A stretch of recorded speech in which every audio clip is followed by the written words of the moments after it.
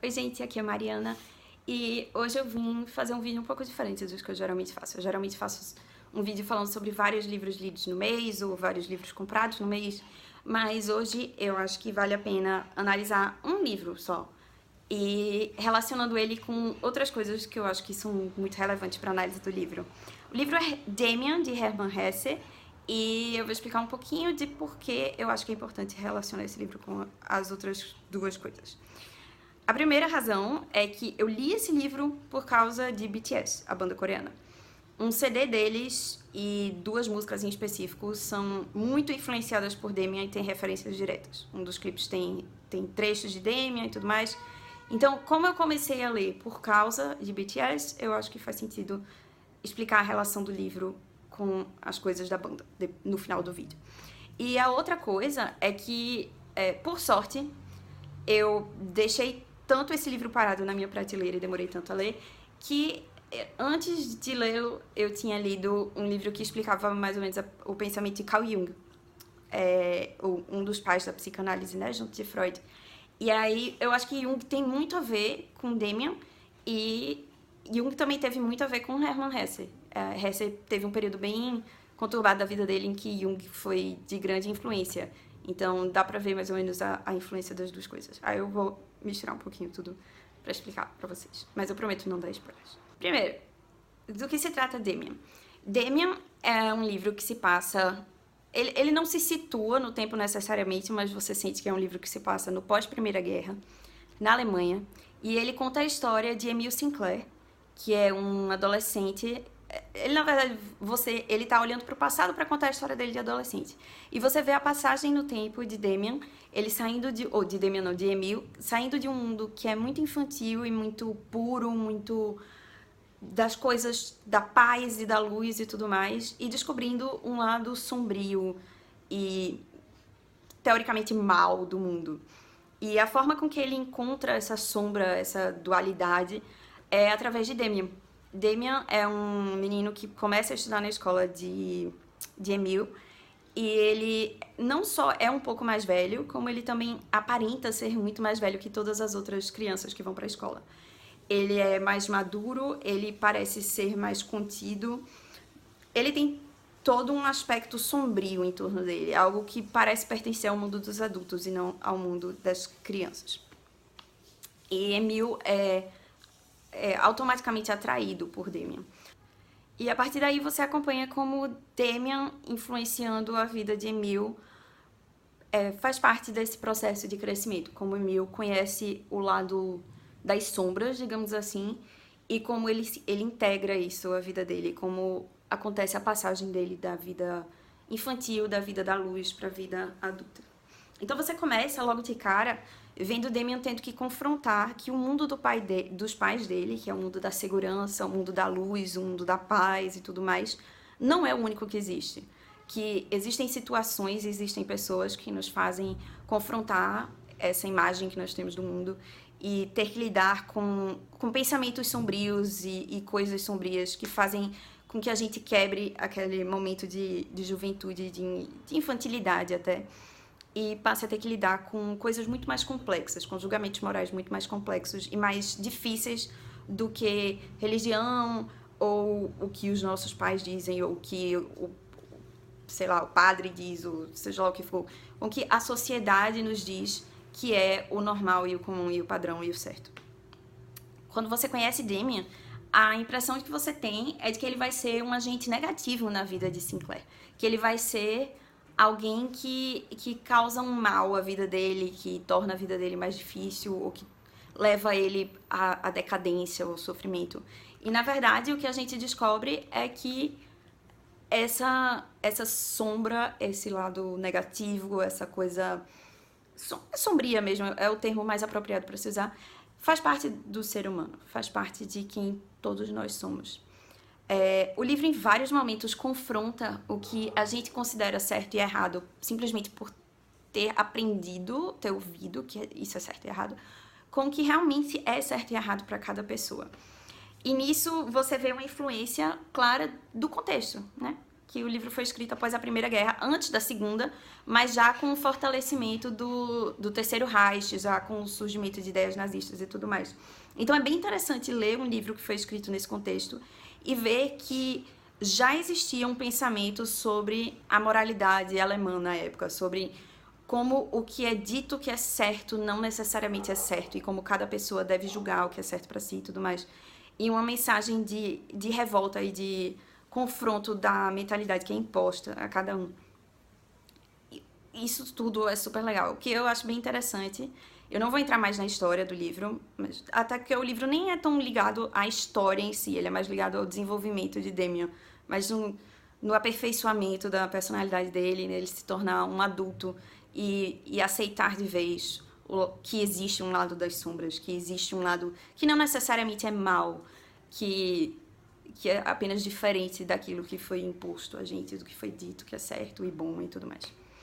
E aí, o que eu acho mais interessante é não a história em si de Damian, que eu podia contar em 2 minutos, mas entrar realmente na análise de por que esse livro é importante. E é engraçado, porque enquanto eu lia Damian, a única coisa que eu conseguia pensar era no quanto eu gostava mais de Damian, não o personagem, mas o livro, do que de O Apanhador no Campo de Centeio, que teoricamente é o grande livro para os adolescentes e o grande livro de questionamento de infância e da vida adulta e tudo mais para tantas pessoas. Quando eu li O Apanhador no Campo de Centeio, a impressão que eu tive é de que o personagem era insuportável de propósito. O personagem principal é terrível, ele é um saco, ele julga todo mundo, mas comete exatamente os mesmos erros. E eu ainda acho que Salinger, quando escreveu o personagem principal de Apanhador do... Eu acho que é Holden Caulfield, o personagem principal de Apanhador no Campo de Centeio, ele tinha o objetivo de mostrar que tudo aquilo que ele criticava era o que ele estava se tornando ao se tornar adulto, que era muito hipócrita da parte dele criticar tudo mais. E é por isso que muita gente odeia o Apanhador no Campo de Centeio, porque o personagem principal é realmente insuportável. Ele é arrogante, ele é ignorante, ele julga todo mundo enquanto ele não altera a forma dele de se comportar no mundo. E em Damian, o que a gente vê é o exato oposto. Você tem um personagem principal que é inteligente, que é contido, que antes de julgar as pessoas se questiona se ele tem esse direito, e que quando ele conhece Damian e passa a ser influenciado pelas ideias de Damian, evolui como pessoa. Você vê o comportamento dele mudar de forma coerente. Talvez você nem concorde com as ideias de Damian e, consequentemente, de Emil, mas você vai aceitar a evolução de Damian, de Emil como algo coerente, que eu achei muito interessante. Nesse aspecto, eu acho que Damian ganha muito de O Apanhador no Campo de Centeio como uma novela de análise de adolescência e de vida e de emancipação, de pensamento e tudo mais. O Apanhador do Campo de Centeio é um livro, sim, interessante, bom do ponto de vista literário, ele tem muitas metáforas e tudo mais. Damian não precisa fingir que as coisas que ele fala estão escondidas. Damian, se ele usa uma metáfora, se Hermann Hesse usa uma metáfora, você pode esperar que, no máximo, 5 páginas depois, essa metáfora vai ser meio que lida, que traduzida e explicitamente usada e descrita e analisada e tudo mais. E ela vai ser incorporada à história. Então, se eles falam em Caim e Abel e pegam essa história e traduzem e questionam quem é Caim, quem é Abel, quem era o bom e quem era o mal e tudo mais, você pode esperar que dentro do mesmo livro eles vão analisar Caim como um símbolo para Damian, sabe? Como a pessoa má e blá blá blá, e como na verdade ele não necessariamente é tão mal assim. E aí tudo isso, o livro não precisa se valer de uma superioridade intelectual, de dizer para você, olha como eu sou inteligente, eu estou usando essa metáfora para passar a mensagem dele. Não, é muito mais válido para Hermann Hesse transmitir de forma eficiente essa metáfora, ou seja, fazer com que todos os leitores dele tenham acesso a ela, sem necessariamente forçar você a se sentir superior, se entender a metáfora, ou a perder uma parte da história se você perder. E, ao mesmo tempo, ele consegue transmitir essa mensagem por causa disso. Ele consegue ser eficaz e mais interessante e mais inteligente por não tentar ser tão obscuro, tão difícil de atingir. Achei, assim, infinitamente melhor que Apanhador no Campo de Centeio. Eu não entendo porque esse não é o livro... Eu entendo, porque ele não é americano, né? Mas essa é a única razão, a única explicação possível para esse não ser considerado o livro da juventude e da adolescência. Porque, inclusive, quando o livro saiu na Alemanha, ele inspirou muitos jovens da época. Ele foi um fenômeno literário e tudo mais. E Hermann Hesse já estava exilado da Alemanha. Ele já não morava mais lá porque ele já não concordava com os ideais políticos e tudo mais que eram prevalentes na Alemanha da época. E isso basicamente é refletido no resto da... Segundo a biografia que vem no final do livro, é refletido no resto da obra de Hermann Hesse. A segunda coisa que eu queria falar sobre Damian é basicamente a relação dele com o pensamento de Carl Jung. Jung era muito ativo na época em que Hermann Hesse estava escrevendo, e os pensamentos de Jung foram diretamente responsáveis por muito do que Hesse viu no humano. Óbvio que ambos foram produto do pensamento da época, né? Tanto Jung quanto Hermann Hesse. Mas Hesse tem um bônus especial, que é o fato de que ele escreveu Damian numa época muito conturbada da vida dele, em que a mulher dele tinha tido uma crise de saúde mental muito séria, o filho dele adoeceu muito, tipo, de forma muito grave, e Hesse precisou de terapia. E a terapia que ele recebeu foi de um dos discípulos de Jung. Você vê muito, muito, muito da influência de Jung sobre Hesse. E o que é interessante é saber que os dois têm visões diferentes do mesmo fenômeno, basicamente. Então, enquanto você tem em Jung teorias que, inclusive, são parte dessa trilogia nova que essa banda que eu falei, BTS, está usando nesses 9 CDs deles, Jung tem muitos conceitos que são aplicáveis a Damian. E depois, quando eu for falar da parte de BTS, eu falo da relação das músicas com Damian e tal. Mas o que é interessante é ver quantos desses conceitos são relacionados a Damian. E eu dei a sorte de poder ler o livro sobre Jung antes, porque eu acho que me deu uma nova visão sobre as coisas que acontecem em Damian. Na teoria de Jung, ele tem alguns conceitos que são bem importantes para entender a lógica dele. Uma é a de persona, que é são basicamente as máscaras que você veste, dependendo de cada contexto social. E eu posso estar matando todos os conceitos de Jung aqui. Eu estou tentando falar de uma forma bem leiga, que foi a forma que eu entendi quando eu li o livro. Mas a persona é aquela máscara que você mostra dependendo do conceito, do contexto social em que você está.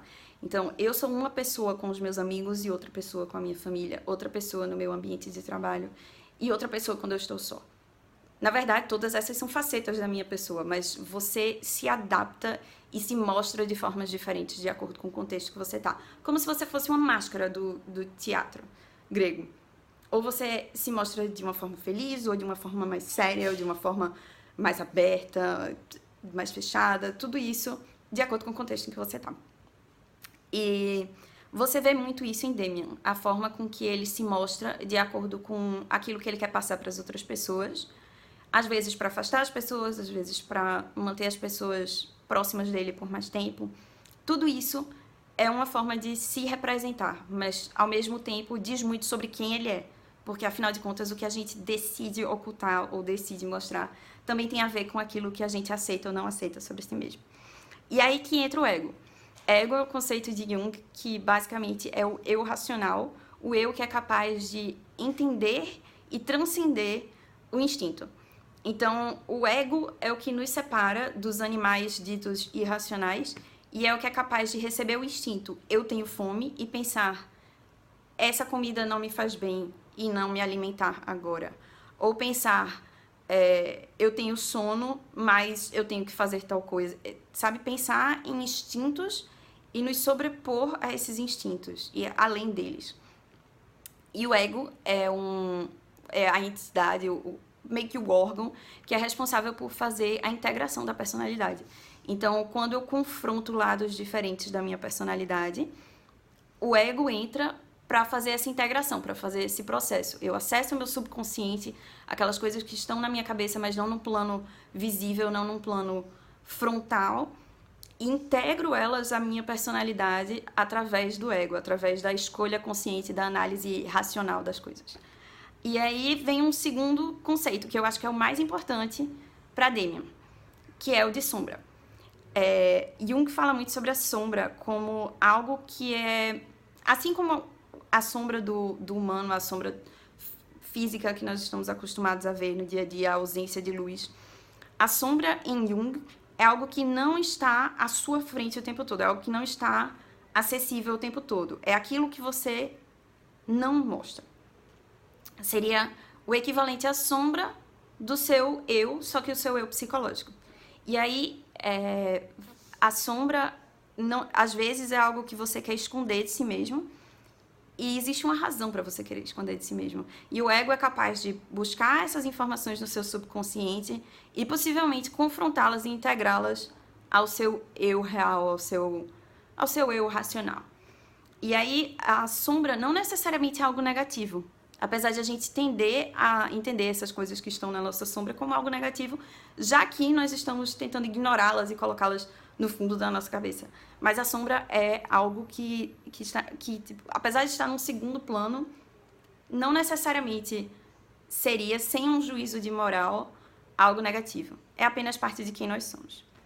E, em grande parte, isso é representado por Demian, pelo personagem de Demian, no livro Demian. Você vê que Hesse lida com muitas coisas que seriam consideradas negativas, consideradas ruins, mas pelo pensamento hegemônico digamos, do pré-nazismo na Alemanha da época, do pensamento geral, coletivo, na época do Terceiro Reich. Você vê Hesse pegar aquilo que é considerado bom e questionar se aquilo é realmente bom, ou se as pessoas simplesmente estão agindo daquela forma porque aquilo é o mais conveniente para elas. Basicamente, BTS tem um CD que é em grande parte baseado em Demian. O maior compositor de BTS é o líder deles, RM. E ele é um grande leitor e uma pessoa que se interessa muito por filosofia e por literatura e tudo mais. Na época em que esse CD saiu, pode-se perceber do clipe da primeira música, da música single, e das letras de outras músicas, a influência de Demian nesse álbum. A principal coisa a ser observada é realmente o clipe de Blood, Sweat and Tears. Eu vou colocar as fotinhos aqui, pelo menos eu vou tentar. Eu ainda tô gravando, eu não editei, mas eu vou tentar colocar aqui. No clipe em si, você tem os 7 integrantes da banda andando no que parece ser um museu. Em uma das paredes do museu, você encontra um trecho do livro Demian, e no meio do clipe, a música é partida. Você tem esse cara que escreveu as músicas, RM, lendo um trecho de Demian, falando sobre... em que Sinclair descreve Demian como um tentador, alguém que traz em você aquilo que seria considerado a tentação, seria considerado o pecado ou algo assim. E aí no clipe, a história do clipe, eles estão nesse museu, todos os outros vão embora, no final ficam 2 deles, você vê um deles como um anjo com as asas arrancadas e o outro beijando uma estátua de um anjo, que corresponderia ao que é o anjo com as asas arrancadas. E aí você vê a imagem de Vi, que é o que teve as asas arrancadas, o anjo caído, como o tentador, aquele que seduz, aquele que traz para o lado negro. E Jin como a imagem de Emil, a imagem daquele que seria puro a princípio e seria corrompido pelo anjo. Inclusive, a imagem do anjo com as asas cortadas é bem interessante porque não está em Demian. Me parece, pelo menos, uma referência à ideia de Lúcifer, de um anjo que foi banido dos céus por pensar de forma diferente de Deus, e que muita gente, inclusive John Milton, romantizou, pensando que essa pessoa basicamente não teve a oportunidade, esse anjo não teve a oportunidade de pensar diferente de Deus, que os céus, na verdade, seriam um regime meio que ditatorial e repressor, e teriam jogado esse anjo, preso esse anjo à terra, exatamente por ele não se conformar com o pensamento de Deus. E aí você tem a imagem do anjo caído, Lúcifer, como demônio. Inclusive, eu imagino que o nome Demian venha de demônio. E ele seduzindo aquele que parece ser puro e tudo mais. Mas para quem leu Demian, a ideia vai muito além de algo como ser corrompido e tudo mais. Você vê que na verdade, essa pessoa está se tornando mais completa, ela está chegando a um nível maior de autoconhecimento e de autossuficiência, porque ela está conhecendo o lado das sombras e aprendendo a buscar sempre o equilíbrio entre as sombras e a luz dentro de si. Isso também é abordado em outra música do CD, Boy Meets Devil, em que, eu acho que é Evil, Boy Meets Evil, em que o clipe é todo... Eu acho que a música também é cantada só por J-Hope, mas o clipe é só com J-Hope e ele tá em como se fosse um túnel, um arcabouço, uma coisa subterrânea, dançando como se estivesse lutando contra algo que tenta controlar ele. E é exatamente sobre isso que a letra fala. Assim como a letra de Blood, Sweat and Tears, que é muito sobre um amor que tenta, um amor que prende, que suga absolutamente tudo de você. Assim como o amor o amor de Emil por Damien, que eu nem acho que seja um amor homoerótico, é um amor de dedicação, um amor de doação, um amor que exige sacrifício. O sacrifício dessa infantilidade, desse mundo infantil ideal e blá blá blá. A mesma coisa acontece na letra de Blood, Sweat and Tears. Você dá tudo de si e mais um pouco e se corrompe por esse amor. Você se entrega por esse amor e faz sacrifícios por ele e tudo mais. A mesma coisa acontece na letra de Boy Meets Evil. É um garoto, digamos assim, que é confrontado com a ideia de maldade e de corrupção no sentido de ter sua alma corrompida e tudo mais. E que luta, na metáfora da dança, né? Ele se debate e você vê que a dança toda é como se fosse um confronto com essa escuridão, mas que ao fim ele sai vitorioso. E não vitorioso puro ou alguma ideia meio estúpida, assim, sabe? De pureza, um ideal que é totalmente inalcançável e impossível ao humano. Não, ele sai vencedor porque ele sai ele. O garoto do título encontra o mal, encontra o diabo, encontra a escuridão e vence, se tornando não um anjo ou algo puro, tudo mais, mas se tornando si mesmo, se tornando uma versão mais completa e mais coerente de si mesmo. Todas as músicas de BTS são, pelo menos essas principais, assim, que meio que criam o tema dos CDs, tem muito a ver com essa dualidade, né, da alma humana. Você tem músicas como Alien, que fala sobre solidão, você tem House of Cards, que fala sobre um amor desmoronando e ao mesmo tempo que faz valer o sofrimento que ele envolve. E você tem a nova era. O primeiro CD foi Persona, o nome da era é Map of the Soul, então eles são influenciados por esse livro que eu li, que meio que resume o pensamento de Carl Jung. E você tem músicas que são relacionadas aos temas da teoria de Jung, né? Persona, essas máscaras que você mostra às pessoas. Tudo indica que os próximos vão se chamar sombra e ego. E você tem conceitos que estão presentes não só na obra de Jung, que claramente é uma influência mais tardia aos CDs e às músicas de BTS. Eu imagino que seja uma referência literária mais tardia também para R.E.M. Ele deve ter lido mais tarde, por isso escrito músicas mais recentes com base nele. Mas você vê que é um pensamento que vem nas letras da banda desde Damien, desde quando R.E.M. leu Damien, desde de Blood, Sweat and Tears, de Boy Meets Evil e tudo mais. O nome do CD que tem Blood, Sweat and Tears e Boy Meets Evil, inclusive, é Wings, Asas.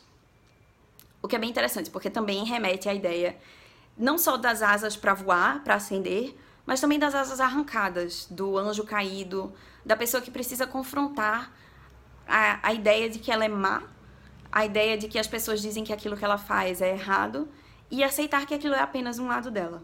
E aceitar que ela pode ter pensamentos considerados ruins e ao mesmo tempo ser uma pessoa boa e fazer escolhas que vão contra ideais da sociedade e que para ela são corretas e são certas e são coerentes, desde que, mesmo indo na contramão dessa sociedade, essa pessoa se porte de forma que busque ser justa e busque ser boa. Essas ideias são todas particularmente interessantes se você considera o contexto em que nós estamos de polarização política e de retrocesso, se eu puder usar essa palavra sem ser atacada na internet, em questões humanitárias. De pessoas que consideram que o certo é agir de forma X, Y, Z e que quem age de forma A, B e C está errado. Que quem age de forma A, B e C é herege, é isso e é aquilo, e está absolutamente fadado ao inferno e tudo mais. Ler Damian e ler Jung e ouvir/ler BTS é entender que o ser humano é muito mais complexo que isso. E eu acho que é isso que torna a leitura de Damian tão válida. É isso que torna Damian um livro tão superior ao Apanhador no Campo de Centeio. É a ideia de que você não necessariamente precisa viver como Emile Sinclair e como Max Damian. Você apenas precisa aceitar os diferentes aspectos que estão dentro de você mesmo e confrontá-los com aquilo que você acredita que é certo e que é bom. Porque, no final das contas, ideais de justiça e de bondade não são conceitos a priorísticos e não são coisas que podem ser simplesmente aceitas e enfiadas goela abaixo em outros indivíduos. Que geralmente, quando alguém se julga muito justo e muito bom, essa pessoa está tentando esconder e está simplesmente negando e não confrontando um aspecto sombrio da personalidade dela ou pensamentos que não necessariamente são considerados bons. E toda essa ideia de sombra e luz, de integração, de autoconhecimento e de desenvolvimento do ser humano, de aceitar o que você reprime, ou ao menos de conhecer o que você reprime, tudo isso é muito presente na obra dos três, Hermann Hesse, Carl Jung e BTS. Então, gente, é isso. Apesar de ter ficado enorme. Eu acho que eu não faria jus a Damian se eu tivesse jogado ele no meio de um vídeo com vários outros livros e tudo mais. Eu realmente precisava fazer essa análise, porque eu acho que isso faz com que o livro se torne mais interessante e mais digno de ser recomendado para muita gente. Eu acho que talvez se você der só a premissa para as pessoas, o livro não seja tão interessante quanto se você souber toda a influência que ele teve cultural e toda a influência que ele sofreu culturalmente e tal. Então, eu espero que vocês tenham gostado. Por favor, me falem se vocês preferirem que os vídeos contenham vários livros ou que eles contenham só um livro. Eu prometo que outros seriam muito mais curtos que esse. E se alguém já tiver lido Damian e concordar ou discordar de mim, por favor, falem. Eu vou deixar aqui embaixo links para os livros do Damian. Vou deixar em inglês e em português. Eu li em inglês, mas ele tem uma tradução, se eu não me engano, pela Companhia das Letras em português. Com certeza é muito boa, porque a editora é incrível. Vou deixar o link para Map of the Soul, que é o livro que eu li que resume o pensamento de Jung. Ele também tem tradução para o português, eu vou colocar as duas edições aqui embaixo. E vou deixar o link para as duas músicas de BTS que têm influência direta de Damian. Se vocês quiserem, vocês podem procurar o nome dessas músicas. As duas têm legenda em inglês, se vocês ativarem no YouTube. Mas vocês podem procurar o nome da música no Google com tradução, a palavra tradução. E com certeza vai aparecer a letra em português também. Então, acho que é isso. Até a próxima vez. Tchau.